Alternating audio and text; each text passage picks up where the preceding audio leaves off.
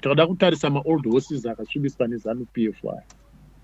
Panonetsa because pamwe pacho ndopekuti wakada kuti utaure chinhu veZANU-PF anobva kuti uyuwo takamupa prize, uyu takamupa mari, saka sei muri kuti hasi wedu. You see, nevamwewo futi ma-leaders vanotanga kuatakana within themselves vachiti muda kuti titungamirirwe nemunhu watinoziva kutoti baba vake uyu muZANU-PF, uyu akadya chakati cheZANU-PF, munopenga here, and those things they will cause a lot of disturbance. Saka pakudiwa a fresh crop. Yes. Pakudiwa a new way yekuti ivo vacho ma-leaders acho nezvimamwe vanhu vese, we come together, then we bring up new leadership. Wona chamisa zviri kuitika kuna chamisa akuchallengwa nezvinhu zviri true kuti iwewe takakurezera through GoFundMe mari ye-bulletproof amene 122,000 US, maybe it's close to how many million in rands.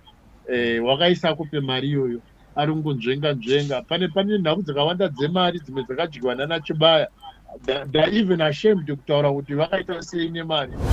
Tinoda kutarisa ma-old horses akasvibiswa neZANU-PF aya. Panonetsa because pamwe pacho ndopekuti wakada kuti utaure chinhu veZANU-PF anobva kuti uyuwo takamupa prize, uyu takamupa mari, saka sei muri kuti hasi wedu. You see, nevamwewo futi ma-leaders vanotanga kuatakana within themselves vachiti muda kuti titungamirirwe nemunhu watinoziva kutoti baba vake uyu muZANU-PF, uyu akadya chakati cheZANU-PF, munopenga here, and those things they will cause a lot of disturbance. Saka pakudiwa a fresh crop. Yes. Pakudiwa a new way yekuti ivo vacho ma-leaders acho nezvimamwe vanhu vese, we come together, then we bring up new leadership. Wona chamisa zviri kuitika kuna chamisa akuchallengwa nezvinhu zviri true kuti iwewe takakurezera through GoFundMe mari ye-bulletproof amene 122,000 US, maybe it's close to how many million in rands. Wakaisa kupe mari iyoyo ari kungonzvenga pane nhau dzakawanda dzemari dzimwe dzakadyiwa naChibaya. They're even ashamed kutaura kuti vakaita sei nemari.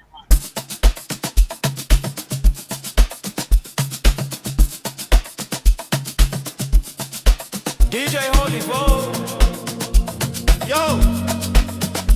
You're locked into Point 5 Creative Studios, where Africa stories aren't just told, they're produced. News, politics, entertainment films that move the continent. We bring the truth, the fire, the creativity. Your world, powered by African storytelling. Point 5 Creative Studios. Point 5 Creative Studios. Point 5 Creative Studios. Point 5 Creative Studios. Point 5 Creative Studios.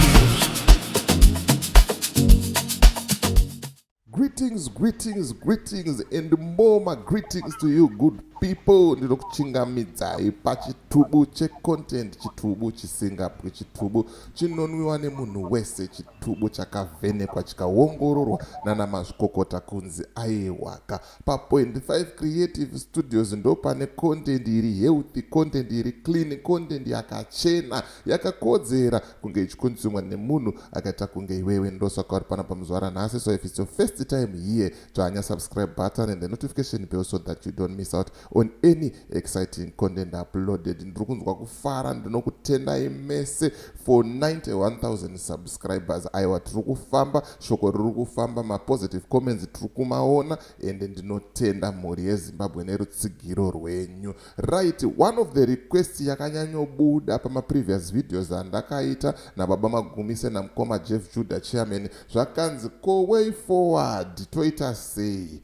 Tazvinzwa kuti tiri kutongwa nemabumbwa, tazvinzwa kuti tiri kutongwa nevanhu ava maforeigners ava, toita sei? Isusu taneta nekugara musango, takuda kudzokera kumba. Ndikati aiwa, hazvinetse, ndinongovabata mukoma Jeff Judah chairman kuti uyai dzokai paplatform, baba Magumise dzokai mupedzise nyaya dzamakatanga idzi. Way forward toita sei? Munangagwari kutarisira kuti 2030 vatotanga basa rekuamenda constitution kuti vawedzere presidential term limit isvike pa7 years vamunangagwa varambe vachingorova zvavo. Hanzi vari kugona kutonga nyika zvinodadisa, zvinonwisa mvura, munhu wese ari kufara. Ndosaka muri kuona right now kwane more than 180 affiliates. Ndakashamisika ndichiona kwane masvikiro for ED, hanzi chiko, hanzi single women for ED, vakawandisa. It seems like munhu wese for ED, zvigure for ED, zvese zviripo. Munhu angofunga zvaafunga anongoti for ED, mawindi for ED, vasina mari yerendi for ED, vese varipo ipapapa. Saka vari kuratidza kuti hanzi Zimbabwe iri kufara nematongerwo ari kuitwa nyika nani navamunangagwa. But vanhu vane maonero akasiyana, vanhu vane mafungiro akasiyana. Tisingatambise nguva, tine nguva shoma shoma, toda kuti tingopinda munyaya yedu. Ndina mukoma Jeff Judah paline, chairman wedu, na Magumise, toda kuti tingokurukura nyaya iyi. Baba Magumise, munofara here? Yeah, mkoma Hall, how are you, my friend? Ndinofara. Kuri sei kwamuri nedzimhuri nemabasa? Aiwa, isusu kuno tinofara. Ndinongoti greetings kwauri hama yangu DJ Holly my fellow comrade mkoma Jeff Judah, as well as greetings to all Zimbabweans and Zimbabweans, as well as those in the four corners of the world. Aiwa, tinotenda. Mkoma Jeff Judah, ndoziva kuti muri pabasa, takukanganisa ibasa, but tangoti tingokubatai tikurukureke kwanguva kapfupi. Munofara here, chairman? Ndiri mupenyu DJ Holly. Mr. Magumise, how are you? I'm doing good, my brother. How are you doing? Kunoko kwakanaka, ndiri mupenyu. Right. That's very good. Welcome to the platform, to the people's platform. Yes.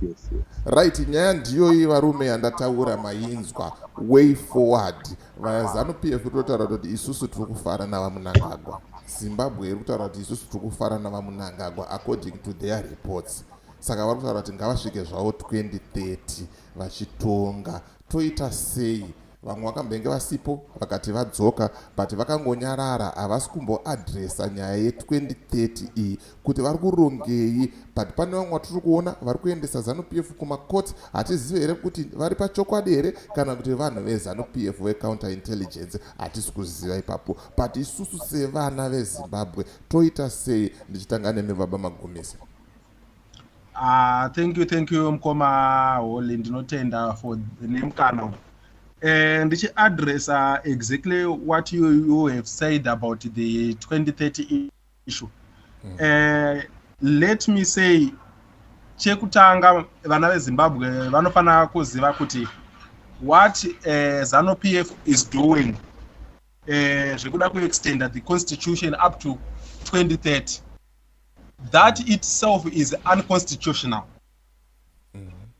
Very unconstitutional in the sense yekuti they want to do it as a political party, as ZANU PF.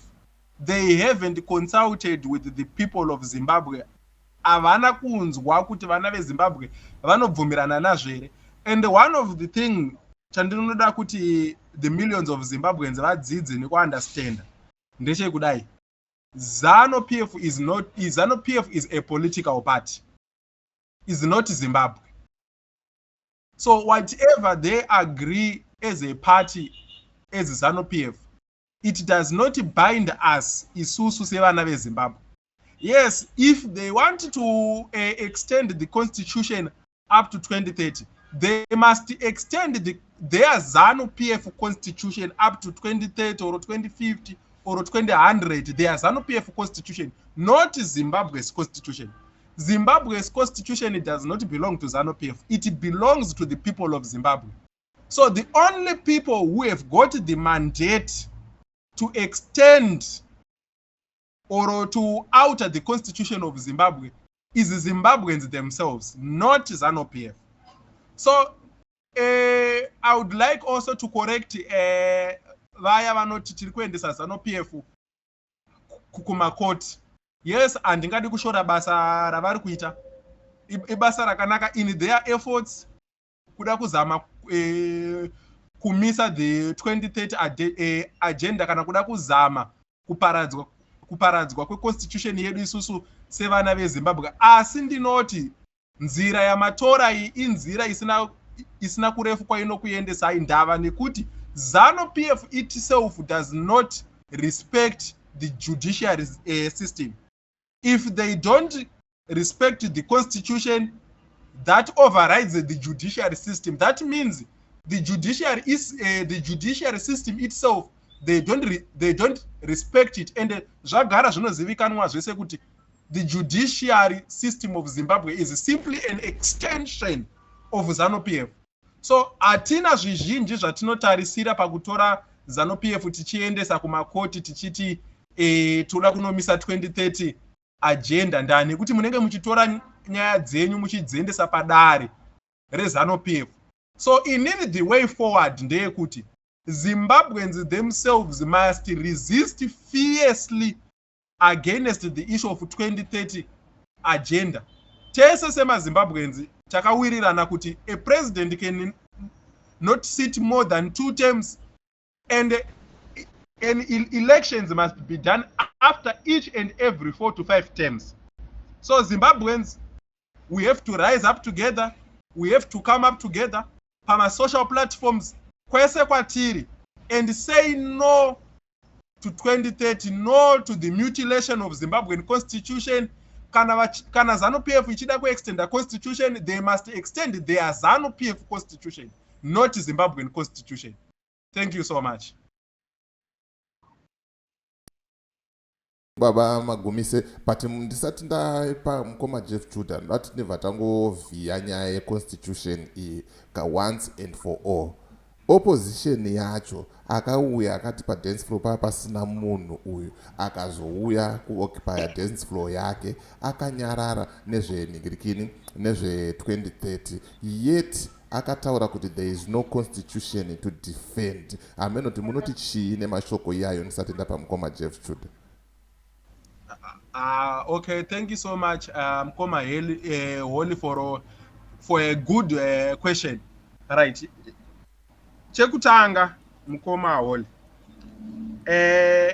Personally, I don't like kunyanyo taura much, kana kunyanyo va more centric about Mr. Nelson Chamisa, because it is his right as a Zimbabwean kutaura muono wake waanona in regard to the political situation in Zimbabwe. Ane right to walk his own political path. Inini ndine right yangu inini to walk my own political path. It's up to the Zimbabwean people to choose kuona kuti is this the right political path, kana kuti iri kutaurwa nava Magumise ndo the right political path yatiri kuita sei yatiri kutaura. Saka Nelson Chamisa, as an advocate, as a lawyer, he knows better in what I'm talking about. In his own sense, vane muono wavanenge vachiita in regard to the situation, but the constitution of Zimbabwe is there. Ndiro bumbiro remutemo ratakabvumirana as the people of Zimbabwe. Ndiro isusu ratiri kuti sema Zimbabweans, it can never be amended, atisi kuda kuti richinjwe, especially coming from the people of ZANU-PF. Takabvumirana zvatakabvumirana, no more than 2 terms. Uyezve ma-elections anoitwa after each and every 4 to 5 years. Ngazvirambe zvakadaro. If the people of Zimbabwe decides to change otherwise, then ndo panozoitwa inonzi referendum. Paitwa referendum vanhu vovhota voonekwa kuti vari in support nenyaya yekuchinja constitution here kana kuti kwete, then nyaya yozoenda kuko parliament. Zvizhinji hazvona ngazvinge zvichiiswa mumaoko evanhu. Mukoma Holly, ndinotenda. Right, thank you very much. Mukoma Jeff Judah, nyaya yasvika kwamuri iyo. Yeah, iri kunzvika. So the point in question is vanhu vakuda a political party made by the people for the people, a political party of the people, by the people, for people. In short, and Israel. Ndizozvo. Now, that is a very good basic requirement. If people there are proposing a political party, zvoreva kuti inini kana Magumise kana DJ Wally or any other lawyer or graduate has got no right kuti amuke kuseni mubambaka achiti ndatokugadzirira political party. Zvinoreva kuti takudzokera kudrawing board sezvakaitwa gore ra1999 rekuti vanhu vakaungana kurufaro stadium vaungana vari ikoko vakatoita sei, then in thousands people agreed kurufaro stadium kuti let's have a political party ndobvanzi movement for democratic change. Ndo kwakazokwanisa anatsvangirai to be elected or appointed as the interim president of the MDC. Shikavaita constitution, then he was elected to become the first president of MDC. MDC ndio the first opposition political party which was founded by the people of Zimbabwe with the intention that this political party is for the people, although sequence yayo yainzi it is a workers political party. Zvireva kuti inclusivity seemed to have been limited somehow, if I'm correct. So if people are now calling for a political party, tukona kuti Zimbabwe tinema political party akawandisa, and the people they are all the time advocating kuti political party yedu tichakudai saka kune zvima political party zvakawanda vamwe vanotombosungwawo vachiratidza kuti vari kuratidza commitment in the politics of the country. Now the question then is, toshanda here nemapolitical party aripo togadzira itsva here inenge ichinzi ndeyevanhu? That is a question that needed to be answered by people in plurality. That is the question that the people should attend in big numbers. Then people can conclude something. Because what I've discovered is, if people they are genuine about bringing a government change, it means we put all selfish ambitions aside and focus on what the majority of the people they want, they are aspiring to. Understanding shoko riri mubhuku remubhaibheri kubhuku yaruka uko pachapter 9 pavhesi ya50 pamazwi aKristu Jesu akambotaura achiti ambisirwa imi mamuzviziva here kuti whoever is not against you is for you. Idzidzisi yaKristu. Message iyo imwe chete wakaverenga kubhuku yaMariko, which is the book of Matthew, kana singakanganise chapter 9 pavhesi ya40.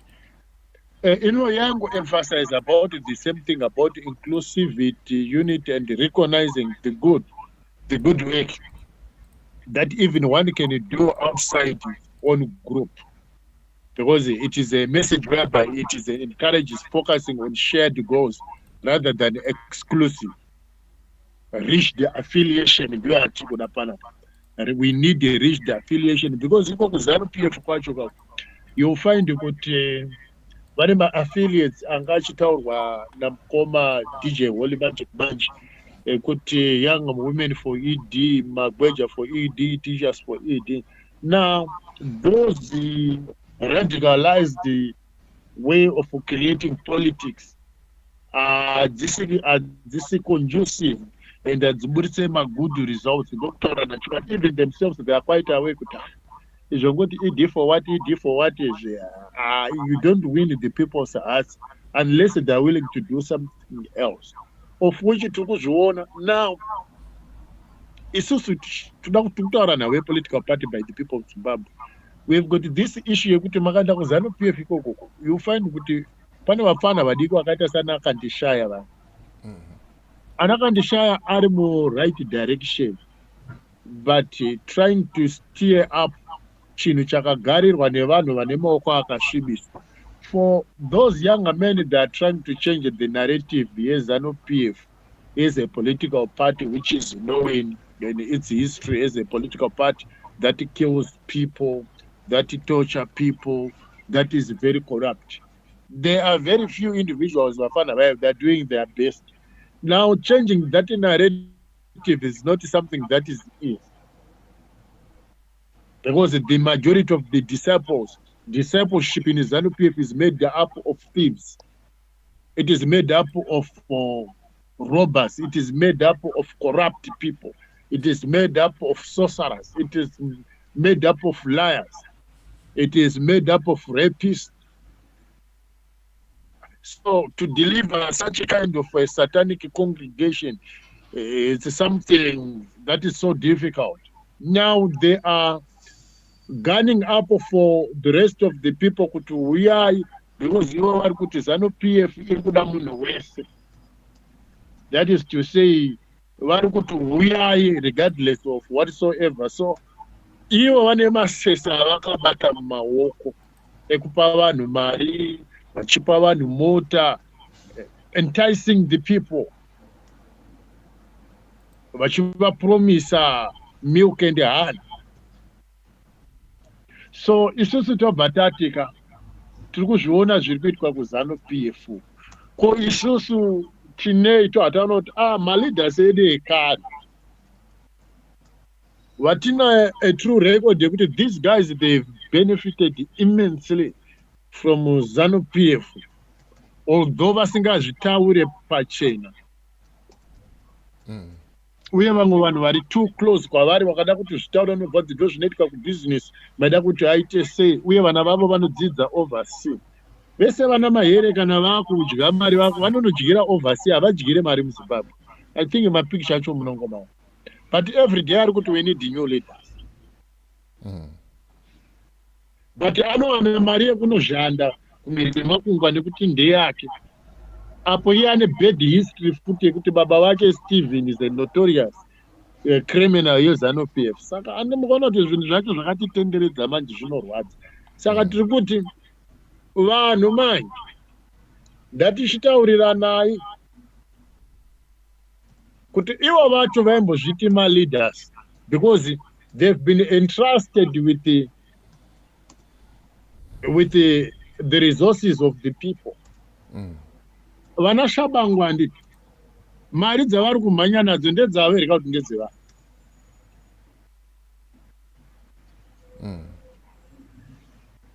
Kana vachiti vakatora chinhu from Chamisa ana Shabangu, it means zvaanofanira kuita zvinofanira kunge zviri in the interest of the people. But still, how do we prosecute him because iko ku triple C kwacho hakuna constitution? Yeah. And it right. Vana Monzora, how do we prosecute them because pachavo vari confusion is serious. Saka I think it is in the best interest of the people kuti totongorega zvakadyiwa totongozvifananidza nezvinhu zvakarasika. Tochienda kudrawing board kuya tochiunganidza vanhu. Tochitoudza vanhu kuti you are on your own. That is the first message. I understand kuti vanhu vari kuzviziva kuti they are on their own unless they join ZANU-PF. People, they are on their own. So some of the people who discovered that we are on our own, they decided to join ZANU-PF. And vari kutambirwa nemaoko maviri kuZANU-PF kwacho. Vacho vakasara, people who are on our own. We have nobody but nobody at all. Because tichinzwisa kuti we are on our own, we are still scattered. We are not united. Nekuti pane mweya wakadirwa pakati pedu nema-leaders. Mweya wokuti we embrace inclusivity, unity. Takangodirwa mweya wokuti if somebody speaks something anobvanze hausi weZANU-PF here. Can you imagine? That is why mweya wakanga uri pavadzidzi vaJesu. Svikira Jesu azoti aiwa whosoever is not against you is for you guys. Nekuti wangati atamona chitodzinga mweya uchina kuti kamurambidza tikati iwewe haufambe lesvo plus isusu hatikuzivi isu manje tisu chavo chaiwo nekuti Jesu uyu tinotodya naye tinotogara naye uri kudzingire kumwe yakapane zita raJesu. Jesu akati no, whosoever is not against you is for you. Ndio mashoko akataurwa naJesu. Saka tine mindset yevanhu ivava vasinganzwisisi shoko rokuti anybody who is not against you is for you. That is why mumwe munhu akabva samwe achida kutijoina kana kutijoina maleadership mapolitical party aripo, vanhu tanga kuda kusaposa haana kutumwa here neZANU-PF, haana kutumwa here, havana that spirit of inclusivity. KuZANU-PF wakambonzwa munhu achinzi haana kutumwa here neopposition, vanongokumba. Yeah. Vakakwanisa kuadopta, kuZANU-PF yakakwanisa kuadopta that thing of inclusivity unit. Avakubvunza kuZANU-PF kuti zvino hapana here zvichida watumwa kuzotinyangira. Vanototanga kukucelebrate. Zvino kwedu kuopposition vakada kutanga kuti hausiwe ZANU-PF infiltration. Kune system yepolitics isingaitwe infiltrated pasi pezuva. Yakambovepo here uye chazovepo here? Hakuna. So what is this shit yekuti vanhu vanoramba vachidzoserwa kumashure? Ani muri kupona? Can you imagine kuti DA vatiti manje hamusi kuti infiltrate here vanhu vatema ku-EFF obva hatisi kuinfiltratwa here nevanhu veku-DA and so on, veku-ANC vachidaro. They don't do that.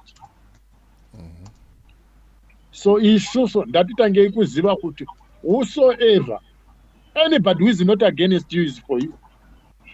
Chispiriti checho kungoti munhu wese muCIO atotumwa ada kutora information atotumwa hakuna kwatinoenda kuba.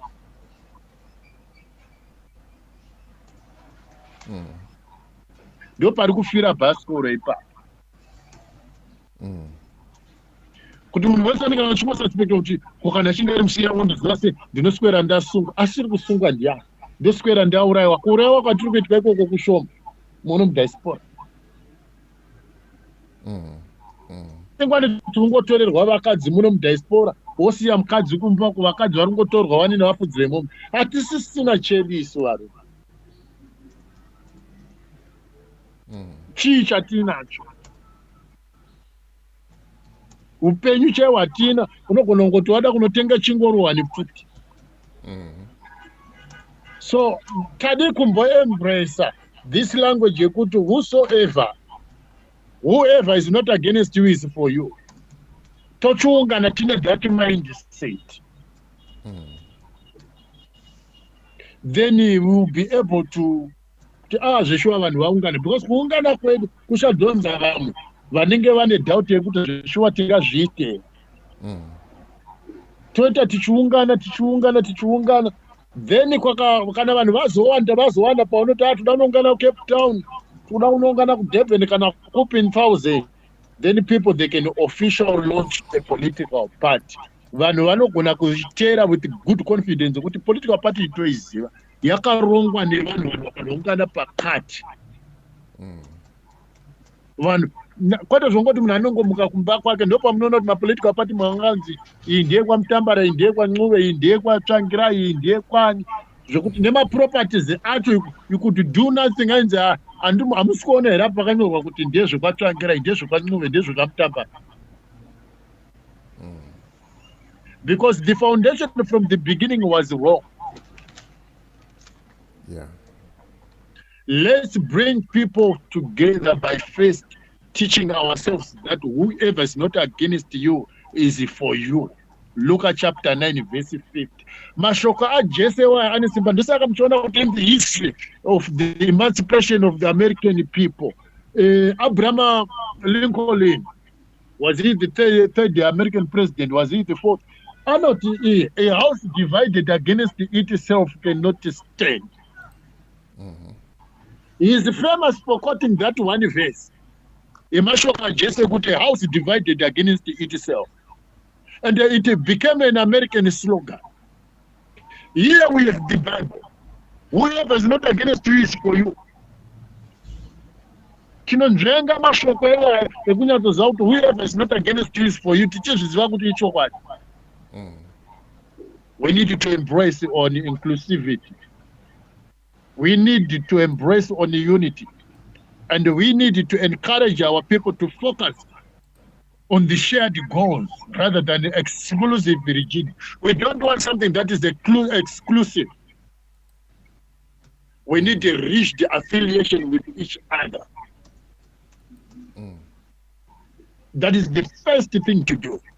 Without which anything zvatinoita tiri kuvaka pajecha apo mhepo zhinji nemitutu zvakauya zvinoparadza mushaiwo. Thank you. Right, aiwa tinotenda nemashoko makukutu vari kunzwa vane nzeve dzekunzwa vari kuita sei vari kuzvinzwira. Tichipeta chirongwa baba Magumise in 2 minutes mashoko enyu ekuvhara. All right. Thank you Mkoma Holly. Ndinotenda chaizvo Mkoma Holly, and I would like to thank Mkoma Judah for the wise words. Ndo yatinotika wisdom iri kutaurwa naMkoma Judah, and we would like, especially we as the young ones tiri kukura, we need kuti wisdom yakaita seyo iyi inge ichitwa passed from generation yao to our generation, and would pass that wisdom to the next generation, so that tinova a very enlightened nation. Inina hangu inini ndichibvumirana naMkoma Judah. Right. Chekutanga ndichipa my view as an academic as well as a political activist. Per way forward, I would suggest kuti tisati taita come up with a political party, we need to have a non-affiliated movement. Right. This non-affiliated movement should be reform-centered. Kana tichiti reform-centered, tikutaura kuti this movement is mainly specifically at demanding and addressing the issue of reforms in Zimbabwe, because ndiyo root cause, ndiyo mudzi wematambudziko atisvitsa patiri panapa nhasi.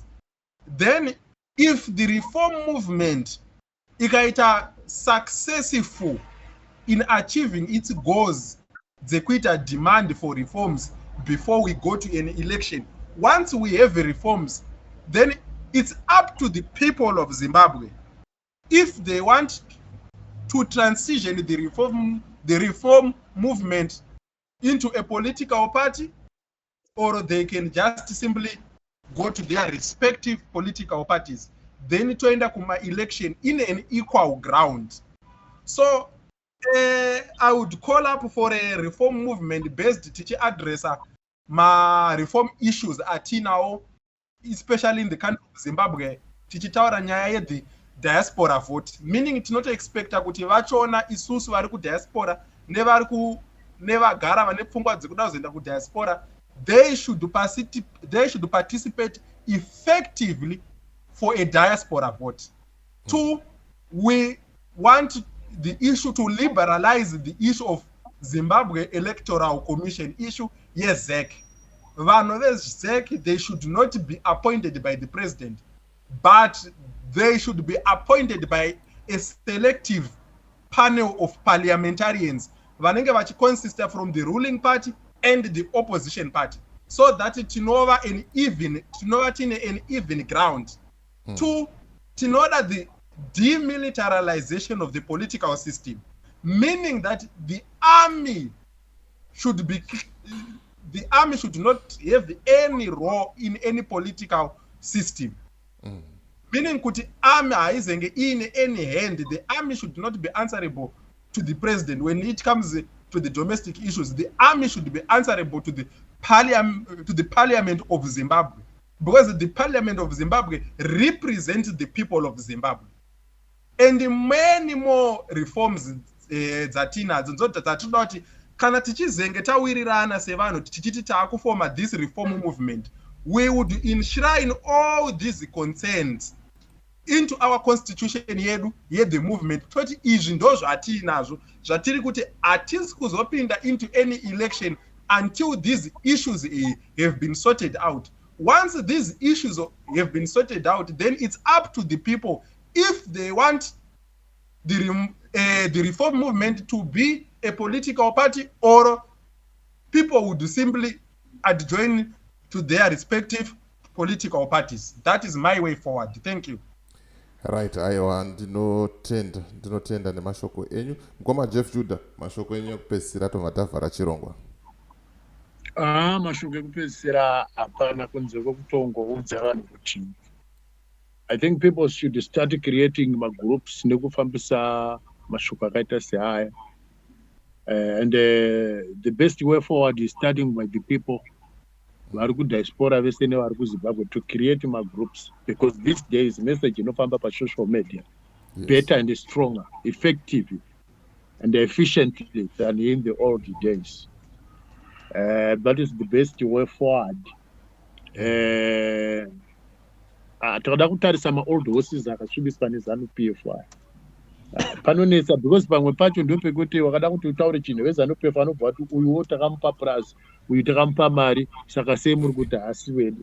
You see, nevamwewo futi maleaders vanotanga kuatakana within themselves vachiti muda kuti titungamirirwe nemunhu watinoziva kutoti baba vake uyu muZANU-PF, uyu akadya chakati cheZANU-PF, munopenga here, and those things they will cause a lot of disturbance.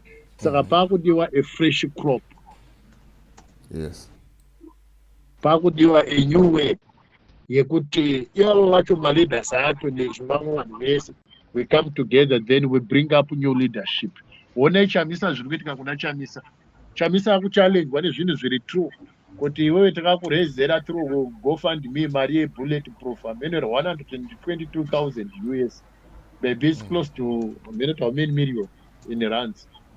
Wakaisa kupe mari iyoyo ari kungonzvenga pane nhau dzakawanda dzemari dzimwe dzakadyiwa naChibaya. They're even ashamed kutaura kuti vakaita sei nemari.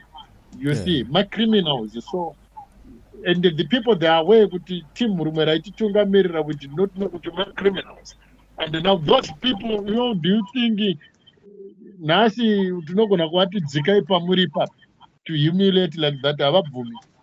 They would rather choose to die vari ikoko. Saka the best way forward ndekuti ivo kana vati vada kusara vanongosiyiwa sekusiyiwa kwakaitwa mhonzora ku-MDC Alliance, handitika vanhu ndobva vaenda ku-Triple C. We are still the same people.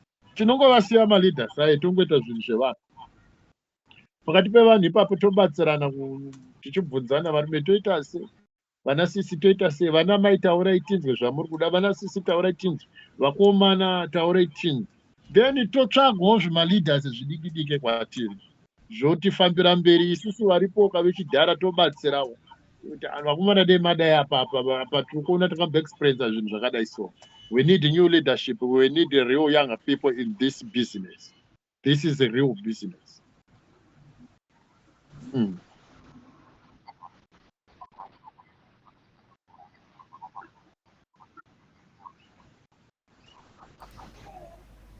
Thank you. Thank you so much, Mkoma Wellington and the people of Zimbabwe. Keep on subscribing to Point 5 Studios, where we can share my views. Zimbabwe. Thank you so much.